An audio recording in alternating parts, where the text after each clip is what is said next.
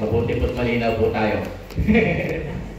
Alam niyo po, at ating pong pag-aaral ng spiritual growth o spiritual maturity ay patuloy po na nagiging hamon po ito sa atin upang tayo po ay lumago spiritual. Ano po tayo doon? Upang magiging encouragement po sa atin. At alam ko po ay patuloy po natin tatalakayin po ito. I think, pinag-usapan po namin ni Pastor Conrad, pag-uusapan po natin ito 3 taong. 3 taong po din pag-uusapan. At alam ko po na kapag po natin ito ay hindi lamang mapag-usapan, kundi may apply po natin lahat itong mga salita natin pinag-aaral, itong mga topic about spiritual growth, ay patuloy po, hindi lang tayo lalago by number, kundi lalago po tayo spiritually. Ayun po ba tayo doon? Sabi mo mga, I will grow in faith. Ayun yung sabihin, you will grow in faith. Ayun yung sabihin, you will grow in faith. We will grow in faith. Amen. Sino pong gusto lumago spiritual? Amen. Lahat po tayo gusto po nating lumago. Every one of us is called to grow. Amen po ba tayo doon? Lahat po tayo ay tinawag ng Panginoon para tayo po ay lumago sa ating pananampalataya. Amen? Kaya po, lahat din tayo po ay may potensyal na lumago sa ating pananampalataya. Pero ayaw po ni Satan na tayo ay maging productive dahil ang gusto ni Satan ay wasakin po ang ating future by wasting our time. Ayaw ni Satan, ayaw ng ating kalaban na habang tayo ay ayaw tayo lumalago spiritual. Kaya nga minsan nilalagay niya tayo ng binibigyan niya tayo ng mga panahon na maging busy na hindi tayo makinig sa salita ng Panginoon, busy tayo sa work para hindi natin talakayin o para hindi tayo magbasa ng salita ng Panginoon. Yan ang ginagawa ni Satan dahil nakikita niya na meron tayong future. Amin po tayo doon. Amin po tayo doon. Na tayo ay magiging sagot sa mga panalangin ng iba. Yung magiging sagot sa mga problema ng iba. Dahil alam natin, kapag tayo ay naging productive at nilakaran natin ang pagtawag ng Panginoon, you will be an answer to somebody else's problem. Kaya nga po, ayaw ni Satan, kapag habang tayo ay lumalakad sa Panginoon, pinipigilan naman niya tayong lumalago. Amin po ba tayo doon? Kaya huwag tayong magulat kung bakit minsan, yung ating kahit gusto nating makinig o lumago, minsan yung kaaway, hinahadlangan niya talaga tayo. Kasi alam niya na kapag tayo ay nilakaran natin at naintindihan natin, in-apply natin na lahat ng ating napakinggan at salita ng Panginoon, ito ay magpapalago ng ating buhay pananampalataya. Amin po tayo doon? Amin po tayo doon? Amin po tayo doon? Kaya gagawa siya ng maraming paraan, ways, upang tayo ay pigilan na lumago.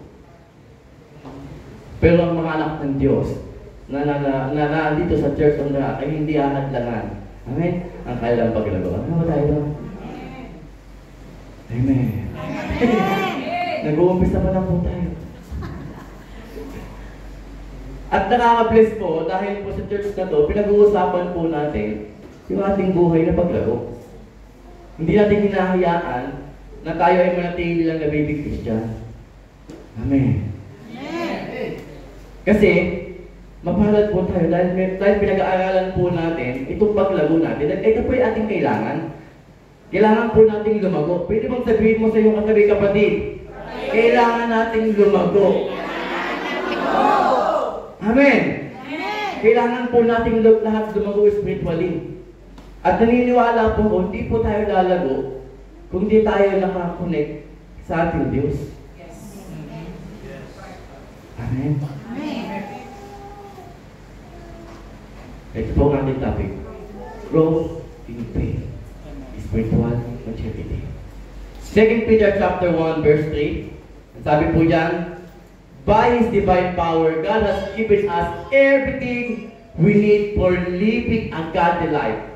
We have received all of this by coming to know Him, the one who called us to Himself by means of His marvelous glory and excellence.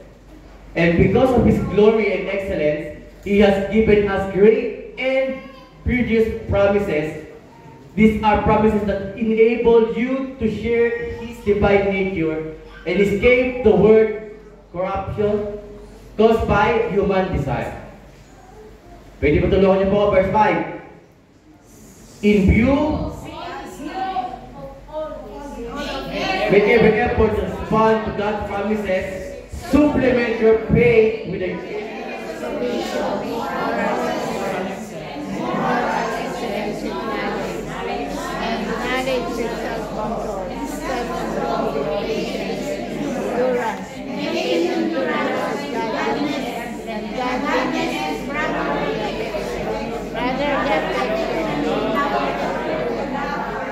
Verse 8, the more you go like this, the more productive and useful you will be. Amen. Pwede mo palakpakan po natin ang Panginoon sa pagbabasa po ng mga salita. Alam niyo po, ako po inabe-bless dahil sa illustration na ginamit ni Pastor Conrad last Sunday. Ito yung butterfly po. Naghati po pero okay lang po. Alam na po natin yung picture niya. Yung naging egg, yung naging caterpillar, hanggang maging siya ay butterfly. Amin po tayo doon. Yung evolution niya po, naintindihan naman po natin yan. Huwag niyo na putingan yung picture kasi nagulo-gulo po. Alam niyo po, yung butterfly, o yung caterpillar and butterfly, yung caterpillar, kung pagmamasdan po natin, siya ay gumagapang. Diba? Pero siya ay, kumbaga yung kanyang evolution, yung transformation, hindi pa ganap. Alam niyo po ba, may kayang gawin ang butterfly na hindi kayang gawin ng caterpillar. Amen. Yung lumipad. Yung caterpillar, nanatili lang siyang gumagapang. Hanggat di siya nag-evolve. Kaya nga, may tinatawag na evolution, may transformation. Naalala ko po yung preaching last Sunday. Yung confirm at saka yung transformation. Yung sa Romans chapter 12. Kailangan po ng transformation para tayo ay maging ganap. Amen. Amen. Kasi we are created, hindi lang para maging caterpillar. Yung purpose ng Panginoon sa buhay po natin mga kapatid, ay maging isang butterfly. Amen. Amen. Kung baka tayo ay mag-evolve, magkaroon ng metamorphosis. Kung baka may kailangan transformation. Kaya nga po, hindi aksidente kung bakit kakabilang sa church na to, kapatid. Naniniwala po tayo doon. Amen. Hindi aksidente na nakilala natin ang Panginoon. Dahil ang nais ng Panginoon, tayo ay mag-evolve. Amen. Ikaw at ako, ang nais ng Panginoon ay magkaroon tayo ng transformation into the God has created you to be. Kaya nga, there's a level of life. Amen. Dahil kagaya po nung caterpillar going to the butterfly. May level ng buhay natin bilang spiritual. Kaya nga, being content is good, but being satisfied is dangerous. Kaya hindi tayo dapat mag-settle for less. Kaya nga po, we need to grow spiritually. Amin po ba tayo doon? Amin po ba tayo doon? At yung announcement po kanina, isa po ito sa tools para po tayo ay lumago spiritually. Amen. Kasi dinidesire po dapat natin na tayo ay lumago spiritually.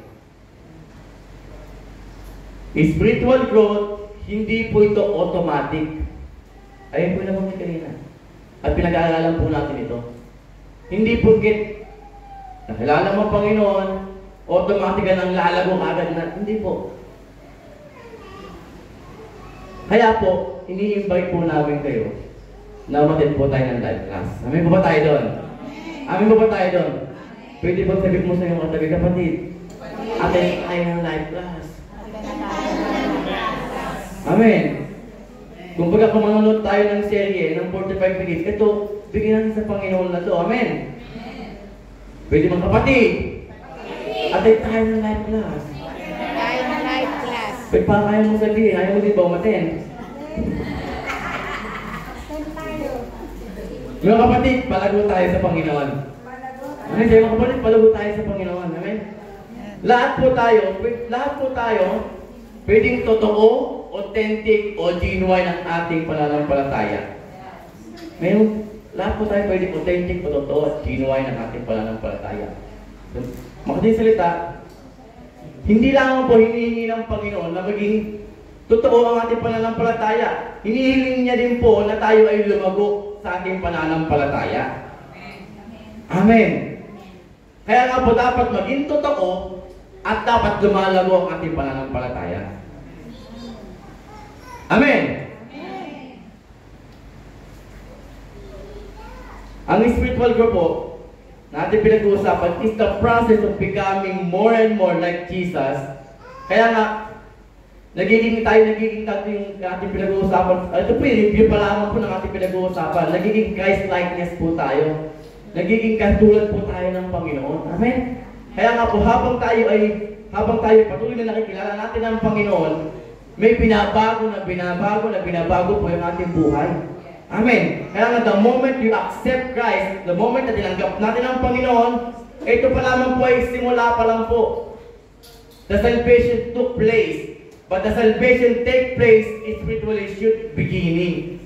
Umpisa pa lamang po, nung nakilala natin dapat ang Panginoon, ito po yung umpisa pa lamang ng ating buhay paglago. Kapag tayo, ito po ito pinanganak. Sino po pinanganak? Lahat ng tayo pinanganak.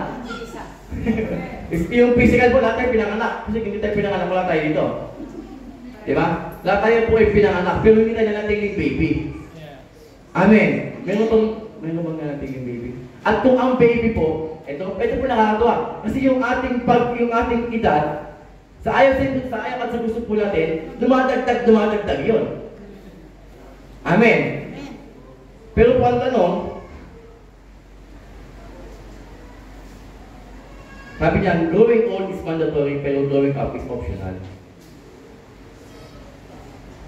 Yung pagtanda natin, sa ayaw at sa gusto po natin, tumatanda tayo yearly.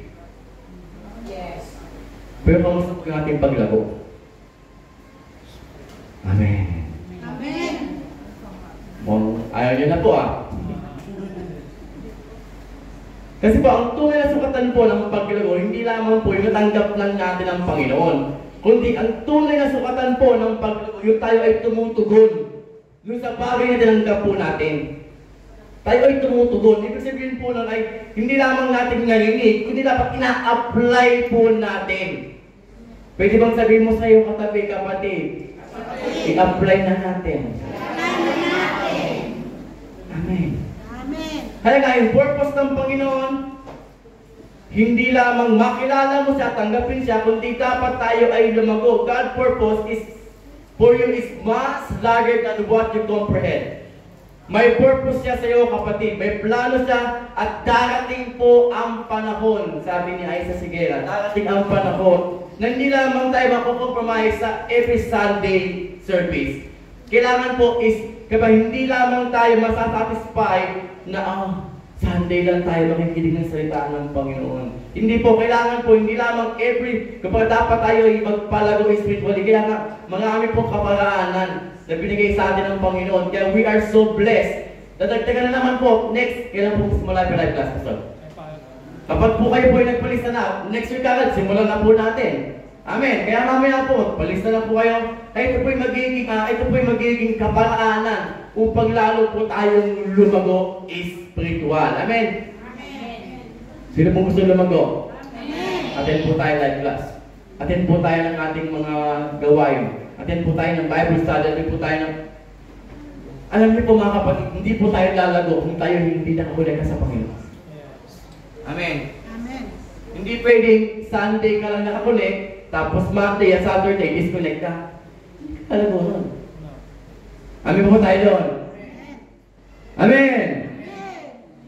Ang mapaka-bless na po natin kasi napakadami na pong ways. Kagaya po ng ating COTR prayer channel, kagaya po ng ating Bible study. Kapag pagbukas ka ng YouTube, marami ka talagang makikita preaching, pero salain niyo lang po, piliin niyo lang po. Amen. Amen. At ito ba'y makakatulong sa atin upang tayo po'y lumago spiritually. Kaya sabihin mo sa iyo, kung kapatid, hindi sapat ang linggo lang. Amen. Kaya nga, ang paglago po natin should be happening every single time. Dapat po, tayo ay lumalago. More of us is, nakilala po natin ang Panginoon more than 5, 7, 8 years, or 10 years, or more than 15 to 20 years. Pero kamusta po ang ating paglago spiritually? Kamusta po yung ating spiritual?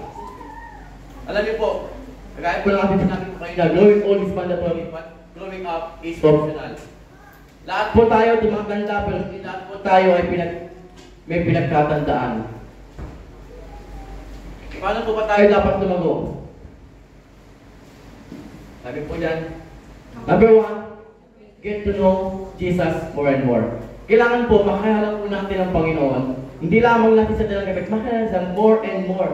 Kaya dapat more pa, Lord, gusto pa kitang makilala. Ano po sabi sa ating text? By His divine power, God has given us everything. Sabi mga everything. Everything we need for living a godly life. We have received all of this by coming, sabi mga by coming to know Him. Amen. Maninisip tayo natin ito dahil po by coming to know Him. Kapag pinasok po natin yan, by His divine power. Kaya nga po nakaka-bless po na yung divine power ng Panginoon. Ano ba yung divine power niya? Ano ba ito? Ito yung mga bagay na talagang ginawa talaga ng Panginoon. Yung kagaya ng daigdig, yung ating paghinga, yung ating buhay. Ito yung divine power niya has given us everything. Binigay na sa atin, we need for living in God's life by coming to know Him.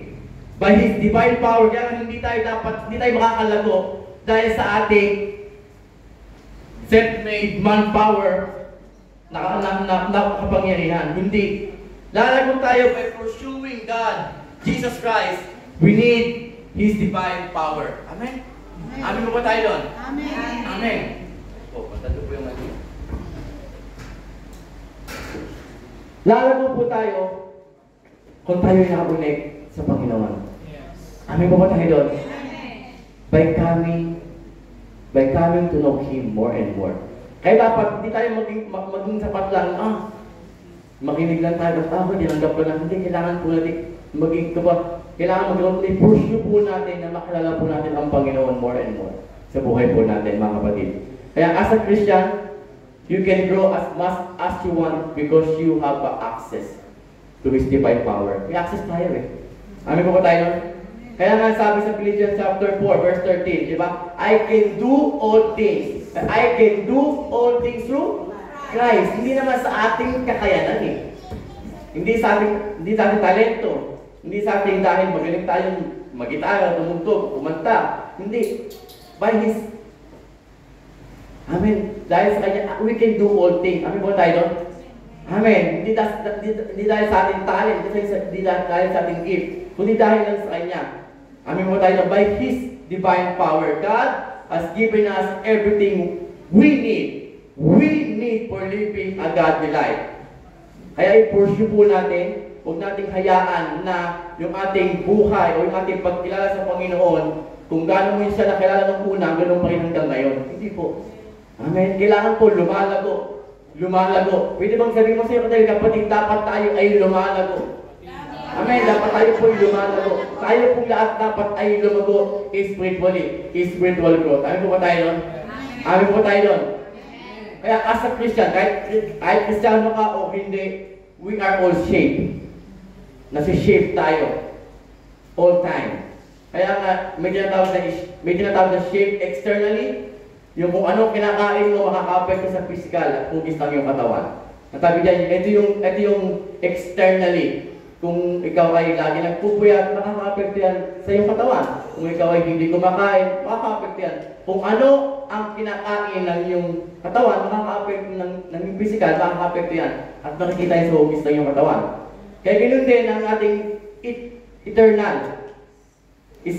Shape eternally. Yung ating spiritual formation kung tawagin. Yung physical formation, kapag depende ka sa kinakain mo, At kung paano ka matulog, kung paano kung ginagawa mo, kung ikaw ba ay nagigil, kung ikaw ay fit. Yung eternal formation naman, ito naman ay mas importante. Kasi ito naman yung kung paano tayo nag-iisip. Amen. Kung paano pag tayo ay nakapasok sa isang problema, kung paano yung ating mindset. Kumbaga, kung tayo ay matatakot, kung kang anxieties, di ba kasi makaka-apekto naman po yun eh. Di ba kapag ang tao ay takot, nakikita natin. Kapag tao ay in love, nakikita natin. Lumalabas yan eh. Amen? Amen. Nakikita ba natin, minsan pag nakakita tayo ng tao takot, di ba? Nakikita natin physically na lumalabas yun eh. Ganun din kapag siya ay in love, lumalabas din yung physically. Di ba? Kaya some people, maraming mga tao is working hard na magkaroon ng spiritual formation sa kanilang buhay. But some people is hardly working. Yung iba tamad, yung iba masipag sa kanilang buhay spiritual.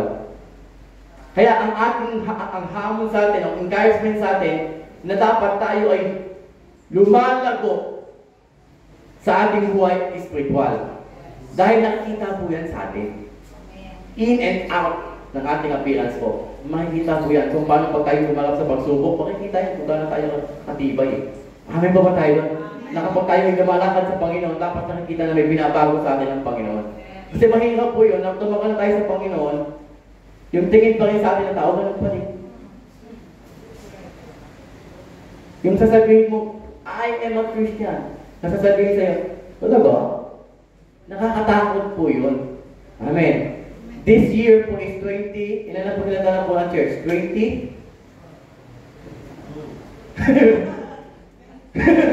24, no? 23? 24. 24 years na po tayo. Next year, 25 years na po tayo. 23. 22. Praise God. Mamaya pa yun po yung ating assignment. Amen. Kaya dapat po tayo lumago spiritually. Amen po tayo. Sabi mo tayo kapatid, I want to Lord Jesus more and more. Amen po tayo doon? Balik po sa, nasabi po sa John chapter 17.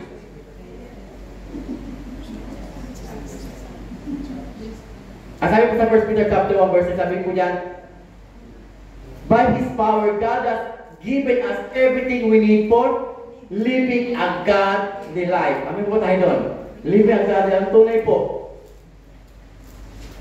Yan, sabi po dyan sa, yan. Now, this is eternal life, that they know you. Sino po yun? The only true God in Jesus Christ, whom you have sent me. Sabi yan, ang tunay po na successful o fulfilled na buhay, ay resulta po yan ng pagkakabol sa Panginoon Jesus.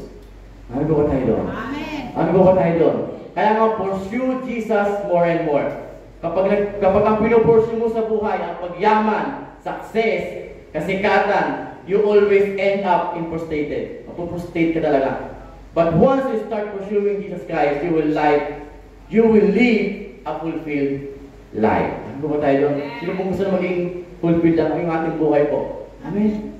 Amen po ba tayo doon? Yung buhay na sapat at sagana po, ito po yung fulfilled life. Yung buhay na may Panginoon po tayo. Hindi ko po sinasabi huwag po tayo magpayaman, pero hindi po lahat nakabase po doon. Hindi po sinasabi na huwag tayo mangarap, huwag tayong magkaroon ng dreams. Hindi po yun. Kasi kung ang ating pangarap po, ating pong dreams ay wala po ang Panginoon dyan, kalimutan mo na yan kapatid. Kasi maaaring makaptang mo yan dreams mo, pero wala ang Diyos sa buhay mo. Mas nakakatakot po yun kapatid. Kaya we need to know Jesus more and more. Ano po tayo doon? Ano po tayo doon? Know Jesus more and more. Kilalanin natin ang Panginoon Jesus more and more para po tayo lumago. Amen? Amen. Hindi tayo dapat kakontento lang na Christian na ako. O umaatin ako ng COTR. O nakikinig naman ako ng Bible. Nakikinig naman ako. Umaatin naman ng Bible study. Pero ang tanong, talaga bang kilala natin ang Panginoon? Talaga bang lumalago tayo spiritually? Talaga bang amen po tayo? Amen. Yung iba po sa akin, masama na po ang tingin, pagtanto na po ito. Hold on to His promises. Amen po tayo doon? hold on to His promises. Amen? Amen! Basahin po natin ang ating text. Ito lang po ang ating text, 2 Peter chapter 1. Yan lang po ating pag-uusapan. And because of His glory and excellence, He has given us great and precious promises. Sabi mo nga, He has given us great and precious promises. Kaya nga, hold on. Hold on. Sabi mo nga, hold on. Sabi mo, hold on. Isa po sa paraan para tayo ay lumago sa pananampalataya ay panghawakan po natin ang pangako ng Diyos. Amen? Amen po tayo doon. Sino pong nakakita na ng cheque? Cheque, hindi cheque. Papel na cheque. Sino pong gusto ng cheque? Di ba yung cheque po? Alam niyo ba ang cheque po?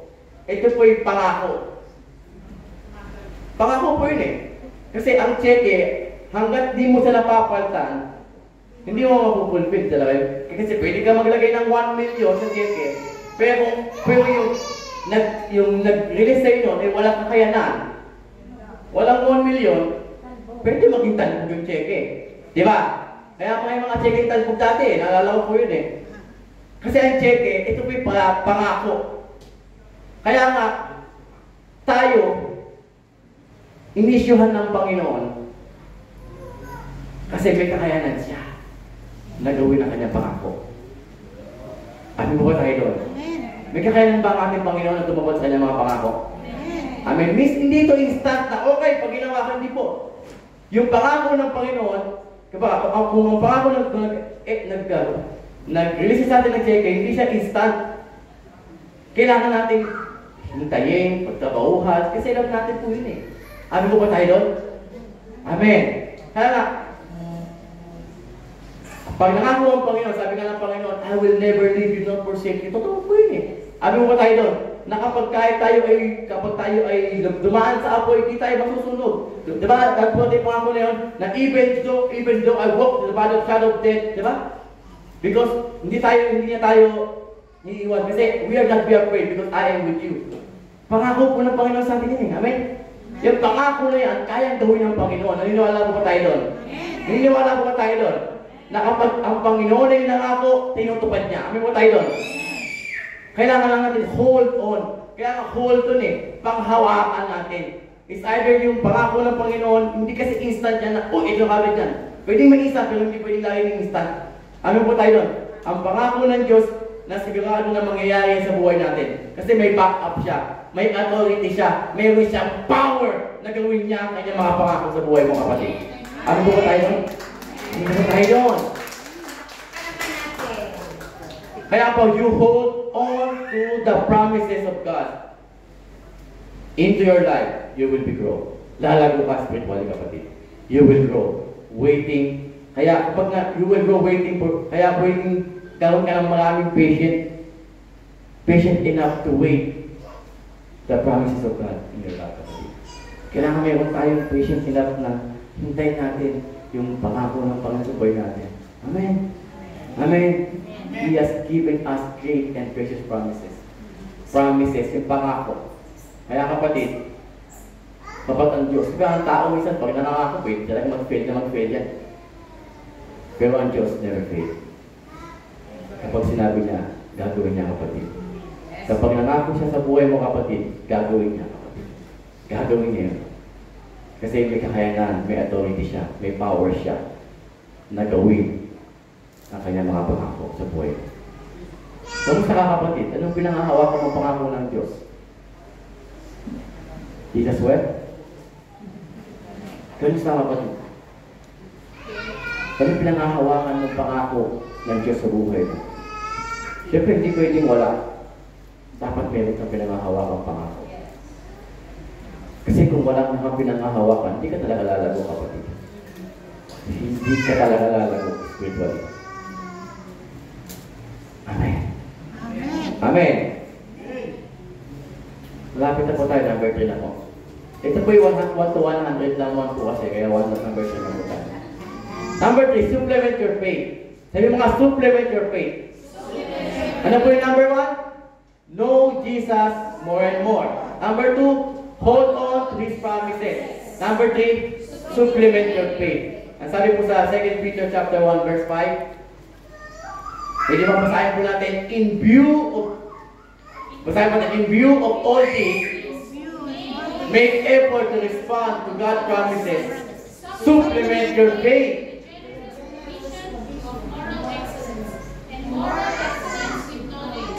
Knowledge with self-control, and self-control with patient endurance, and patient endurance with godliness, and godliness with a brotherly affection, and brotherly affection with love for everyone. Kaya nga sabi yan, supplement your faith. Ano nga, supplement your faith?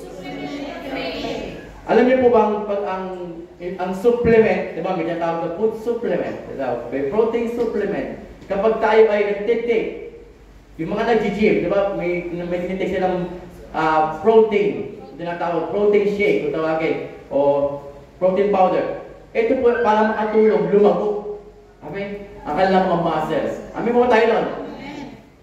Kailangan, di ba, mayroon din natawag na food supplement. Di ba, pag hindi ka sapat kumakain, o kaya yung vitamins. Sino may vitamins? Di ba, tutitake tayo ng vitamins para magkaroon ng protection o magkaroon talaga ng kayanan para lumago pa ang ating katawan. Alam niyo ba, lumalabas, when you grow or when you go for faith, dapat lumalabas yan, mga bagay na yan. Amen. Ano po yun? Ano po yung supplement your faith? Ito po yun, kailangan may supplement yung moral excellence, yung knowledge, yung self-control, yung patient endurance, yung patient na yan, maging godliness, yung godliness with brotherly affection. Dapat yan, ito'y lumalabas. Amen po ba tayo doon? Yung ating, sa pagkilaw natin spiritual, dapat lumalabas at nakikita yan. Physically, amen po ba tayo doon? At nakikita rin yan sa ating buhay spiritual. Amen. Kaya nga, di ba, kahit yung ating mga problema, yung mga pagsubok, yung trials na pinagdadaanan natin, ito yung mag-shape sa atin para makita kung gaano tayo atibay sa Panginoon. Kaya ngayon, ito nga pala yung sinasabi, yung circumstances, ito po yung mag-shape sa atin at magpapakita kung gaano tayo sa Panginoon at kung paano ang Panginoon sa atin. Amen po ba tayo doon? Amen po ba tayo doon? Amen. Kaya nga, kapag nag-decision ka talaga o to respond into God's promises at kung ang decision mo hindi align sa will ng Panginoon, hindi ka makaka-experience ng transformation. Kailangan align ka. Kailangan naka-align ka. Kaya nga naalala ko po yung Romans chapter 12, yung conform me, at kailangan hindi tayo naka-conform, kailangan tayo ay maging transform. Mabago. Talagang mabago, ma-transform tayo into the Christ-likeness. Ayun po yung spiritual maturity kung tawagin. Hindi tayo manatili na caterpillar, kundi maging butterfly tayo. Hindi tayo manatiling baby Christian, kundi maging mature Christian tayo. Hindi tayo tumatagal lang sa church, hindi dapat tayo ay lumalago spiritually.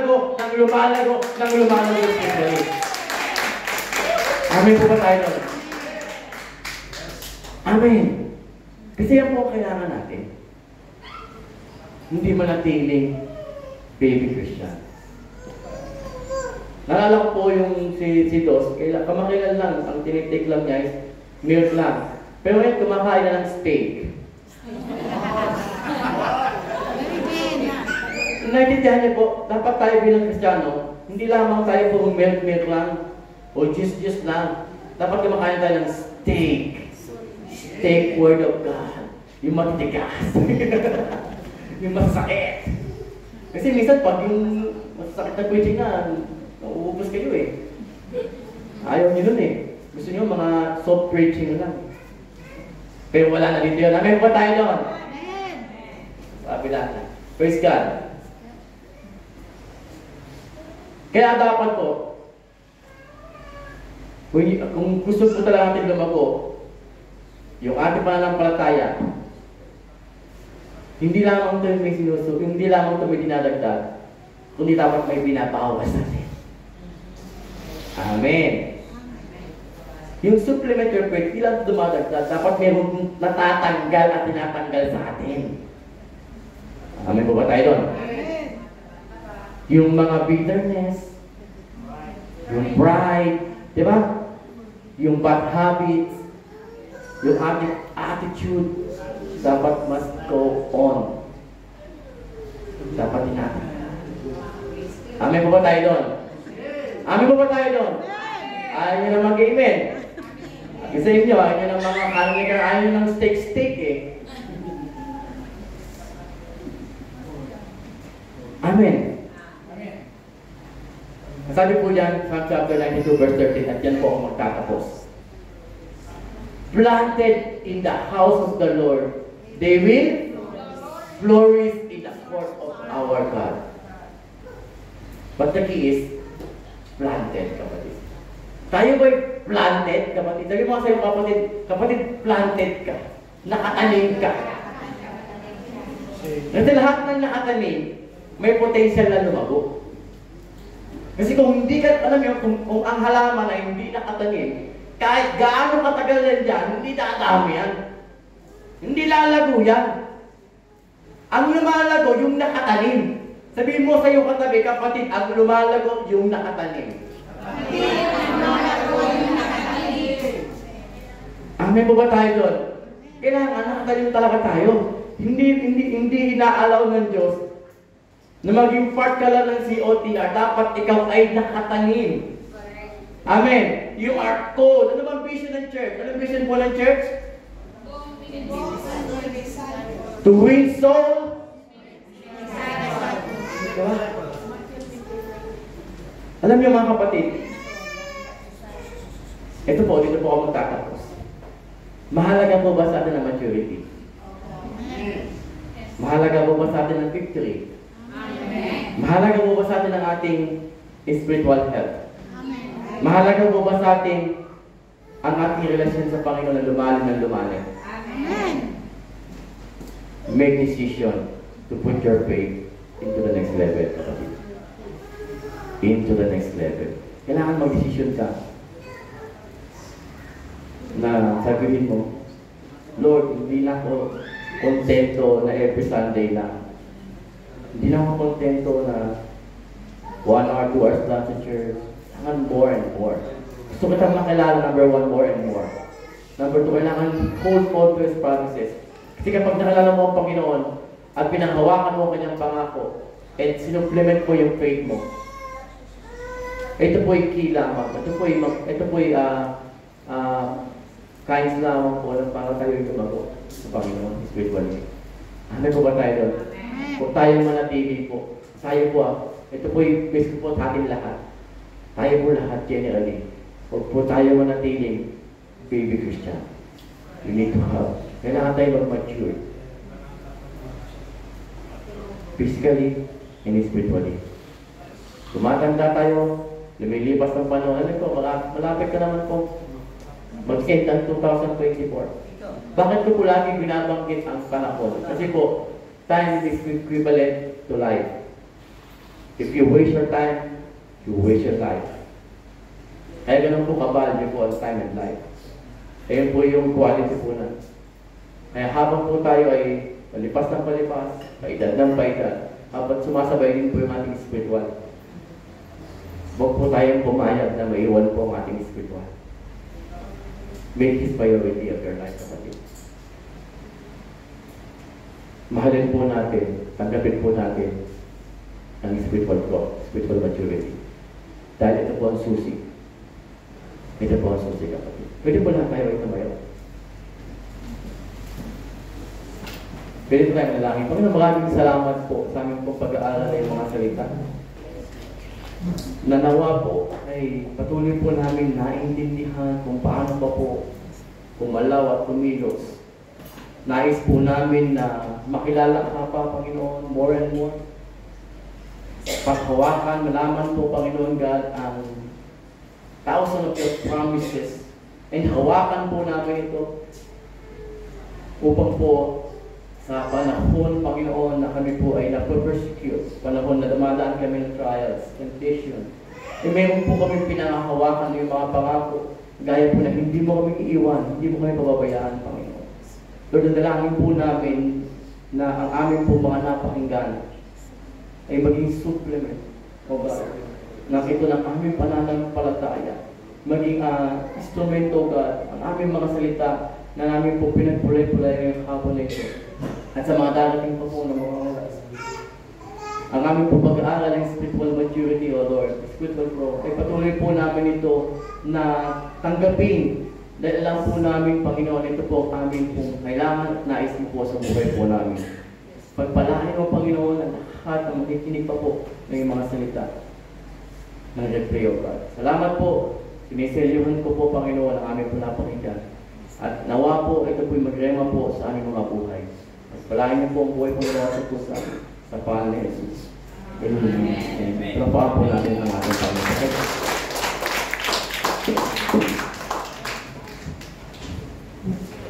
Praise God. Bago po tayo mag-closing prayer, mari tayo na isang patungkol sa Holy Spirit. At gusto ko pong ipag-pray